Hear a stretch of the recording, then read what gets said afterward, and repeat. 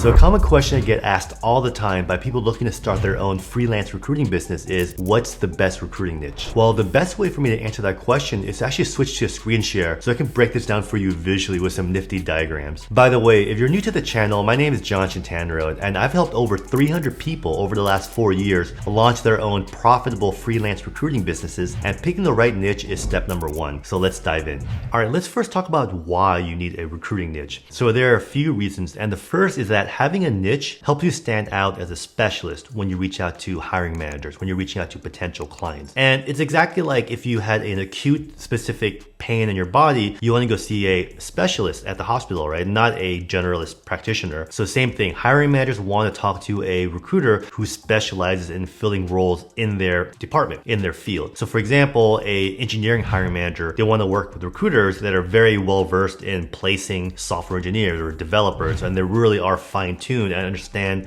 their specific hiring pains. Whereas a VP of finance wants a recruiter who understands the world of accounting and numbers and P&Ls. They can find someone that can, they have the nuance to find the right person, right? Nobody wants to work with a recruiter that says, hey, I can fill your sales roles, your accounting positions. By the way, I can also do engineering, I can do construction. You tell me what you need, I can do it. Like, no one wants to work with that person, because they're always thinking like, how can it be possible that this one person can be an expert in all of these fields, right? No one can do that. So you want to start with one area. And by the way, you don't have to be married to this niche. You can go in and that's your entry point, meaning that you fill one position in that department. Once you've made a placement, you go from being a stranger, kind of just a random potential vendor, to somebody who actually has delivered, right? You become that hiring manager's best friend. They'll give you more positions. They'll even give you positions outside of their department. Or if you find roles in other departments, you can ask for an introduction to that department's hiring manager, and they'll be happy to roll out the red carpet for you because you delivered for them, right? Unlike other recruiters that overpromise, underdeliver, you actually filled a position that they were struggling to fill. So, pick a niche is just your foot in the door. It's your entry point. Once you get your foot in the door and you become known as someone who delivers for that company, you're going to get lots of positions, lots of job orders from different departments. So don't worry so much about pigeonholing yourself. A lot of people are worried like, hey, if I pick one niche, what if one I miss out on all these other opportunities? You won't. It's just your point. But if you don't have a niche, you won't even have a chance to even get the attention of a hiring manager. So I hope that makes sense. Now, a second point is having a niche helps you get a higher response rate when you send out your outbound messages. Now, regardless if you send messages manually on LinkedIn or email or leverage automation, which we recommend, and you can check out my other videos that I'll be making about automation. But either way, when you have a niche and you reach out to a specific hiring manager who has a need for a position that you help fill, you're going to have a lot higher resonance. All right. So for example, when you say, hi, VP of sales, I saw that you're looking for sales people who have experience selling in the cybersecurity space. For example, our firm is a boutique recruiting firm, and we specialize in placing client-facing, top-performing sales reps in the field of cybersecurity, right? Now, that's very rare. I mean, like when they see something like that, a hiring manager should perk up their ears like, wow, like what you're saying is exactly what we need, right? You get a higher response rate when that happens, versus a lot of other recruiters say, hey, I saw that you're hiring. We can help you. We can fill any need that you have. We take on every single role, right? Same thing. No one wants to work with that generalist. So, and when you do that and you send that type of message, you'll get a lower response rate. And lastly, having a niche that you pick allows you to do what I call cross-submitting candidates, right? You can cross-submit them to multiple clients and increase and maximize your chances of making a hire. And I'll show you what that means in a moment. All right, so let's first talk about how to even choose the right niche. So here's the deal. I don't believe that there are like 3 best niches or 5 best niches that you should choose from because it's the fastest growing or whatever. The deal is that there's so many recruiters in every single niche, right? Even random ones like lumber or a specific type of manufacturing, like the recruiters are killing it and crushing it in every vertical. So that really the key is, what's the best niche for you, right? And here's how you figure that out. And this is just kind of a high level process that we call a niche discovery process that we take all of our program members through. But this is just kind of the high level explanation of it. So you want to first start with your industry experience. Like, what's your background? For example, if you have 10 years working as a product manager, well, I think it makes a lot of sense to start a niche recruiting business in product management. Or on the other hand, if you have worked in the construction industry for 15 years, then of course doing recruiting in that field makes a lot of sense. The main thing is, if you picture yourself talking to a VP level or even a director level hiring manager, and they're starting to explain to you their exact problems, their hiring pains, they're giving you very specific requirements they're looking for, like ask yourself, okay, is any part of that going to kind of go over my head? Because if so, and your eyes start to glaze over, the hiring manager is going to realize that you are not keeping up with them. You don't quite understand their world. However, if this VP level hiring manager starts to break down what they're looking for, and you're like, yep, got it, I know what that means, and they can quickly understand that you get their world, then there's a much higher chance that they're going to do business with you because you get them. So leveraging your existing background experience is kind of a no-brainer.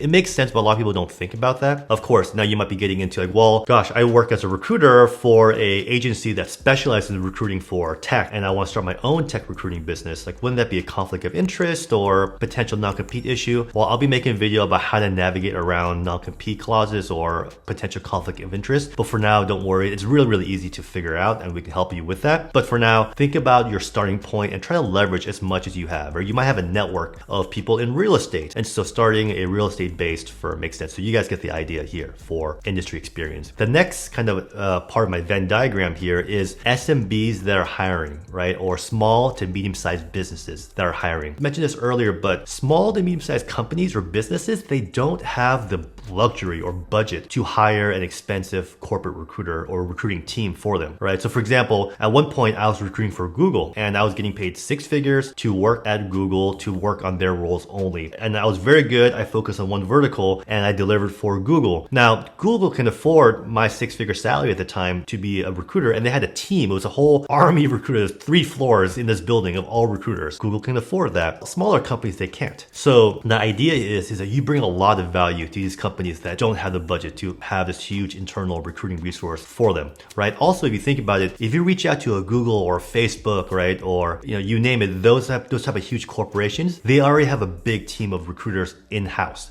So by reaching out, you're not able to offer that much value to them. On the other hand, if you, instead of going for the huge corporations, you target really small companies, maybe bootstrap startups with 5 people, they might not have the budget to pay your recruiting fees, and they might not even be growing or hiring. And if they are hiring, you might fill one position for them, which is great, but they might not need another role for another year, right? So one position per year isn't that sexy. Now, the sweet spot is that small to medium-sized businesses. I'd say roughly between 50 to 500 employees, generally speaking, is a good starting point, because at that size, they are growing, they have money, but they might have like one HR person who's doing both HR, admin, onboarding, new hire stuff, paperwork, and they're also in charge of posting job openings online, interviewing candidates who apply, and they're slammed, right? They don't have the capacity to interview people really well, and they're only filtering people who are applying. And as you know, the best candidates are not at home unemployed, applying to jobs online from their couch. The best candidates, the ones that they want, are already employed, usually with a competitor or someone else from that industry. And when you come in as a niche specialist recruiter, offering to help them find talent that they don't have the means or the time to find on their own, huge value, right? Huge value to them, and they'll gladly talk to you, work with you, and pay your fee. So when you overlap your industry background with small to medium-sized companies that need people with that background, you're off to a great start. And lastly, the final circle here is hard to find candidates. The deal is, and this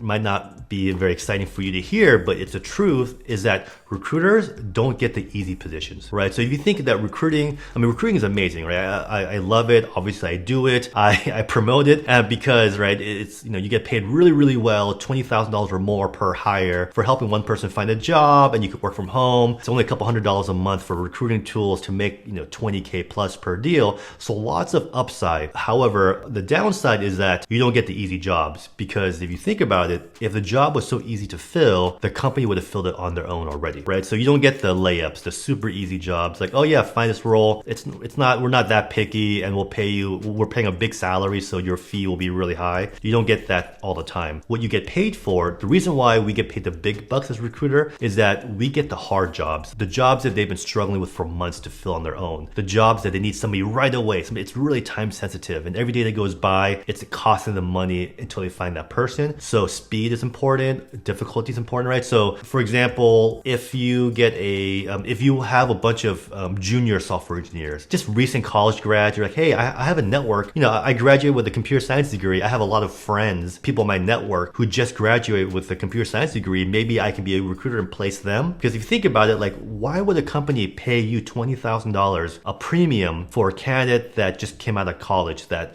they probably have tons of people applying online to get that job, right? So they're like, no, we have like 50 entry-level recent college grads applying every day to our job post. We don't need help with that. However, if you're a tech recruiter and you're able to find them a senior cloud engineer with Amazon Web Services experience and master's in computer science and all these other technical and these certifications, now that person is not easy to come by. So when you can present a really highly valuable, highly skilled, hard to find candidate that's from the industry of your client and that you're targeting small to medium-sized companies that are really experiencing hiring pain because they don't have the money to fix it on their own, that's a good niche for you. So I would start there. There's more to it than that we go through in our niche discovery process, but this should give you a really good idea of how to start. All right, moving along. Here's what happens if you don't have a niche, right? So this is a bit of a word of warning. Here's what happens. I see this all the time. So for example, let's say you're a tech recruiter, right? And you get a client and they give you a software engineer position. Awesome. You're in business. They signed that one-page agreement saying, I will pay you 20% of your candidate's first year base salary when I hire them. So they give you that position. You go out and you hustle and you find a software engineer candidate and you present that candidate to the client, right? You just email the client, hey, Mr. Client or Mrs. Client, here's a resume of this candidate that's great. They fit the requirements, attaches their resume. Let me know if you want to interview them. So that's what that looks like. Now, let's say you get another client and they're looking for a software sales position, right? They say, hey, we don't have any engineering roles, but we need a software sales position. Now you're like, okay, you don't do sales recruiting. That's outside your niche, but it's software sales, so it's somewhat technical. And of course, you don't want to turn down a potential opportunity, right? That could be money. So you say, you know what? Sure, I'll take that role. Yes,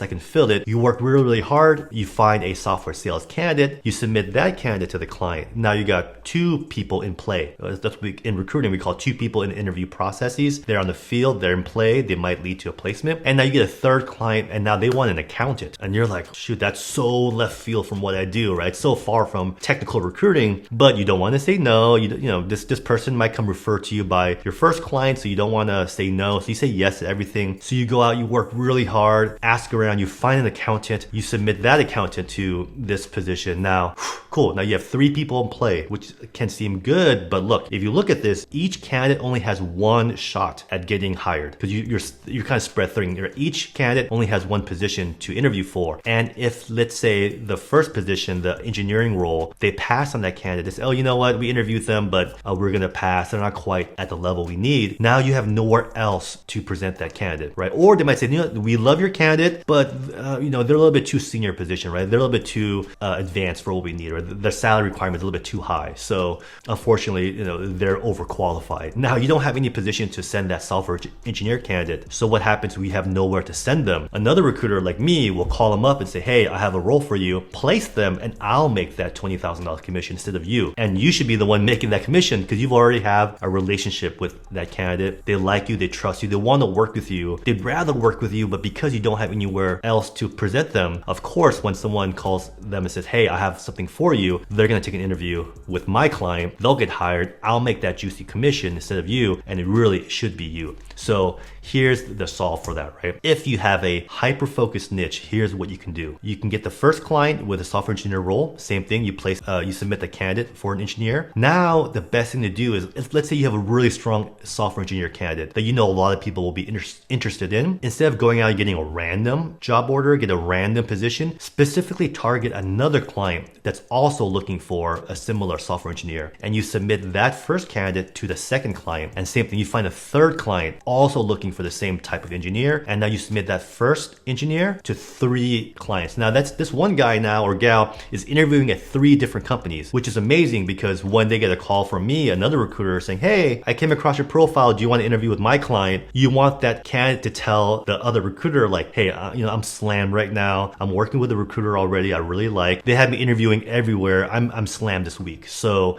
maybe next week. You want to take up their calendar because otherwise they'll say, sure, I'm interviewing, but I can also interview for more roles, right? You don't want that. You want to keep your candidates so busy with your clients that they don't have time to interview with another recruiter's client. So that's what happens. Then you want to go find a second candidate that's similar in background, in their skill set, that's also going to be equally as attractive. You'll then cross-submit that candidate to all 3 clients, and then, as you can imagine, find a third candidate, submit that person to all 3 clients. And now you have this kind of crazy looking matrix that basically dramatically increases your chances of making a placement. As you can see, each candidate gets 3 interviews, each client gets 3 candidates, and at the end of the day, do you really care which client picks up which candidate? Not really, because you're gonna get paid regardless. So now this is, to some people, might seem very basic or, elementary, but even the most senior recruiters I talk to don't do this. They just kind of end up being opportunists, saying yes to everybody and making their life really hard. Whereas if you have a focused niche and you're intentional about how to get your clients in the same niche, you can do stuff like this and make more money with a lot less work just by being smart, right? You're working smarter, not just harder. All right, I hope you got some value about niche selection in this video, why it's so important, and understand how to pick the best niche for you and how to cross-submit your candidates because you have a niche. And from my experience, there are actually 5 key things that separate unsuccessful recruiters from those who are making $250,000 a year or more in their freelance recruiting businesses. So if you want to check out what those things are, then click the video right here where I break it down all for you.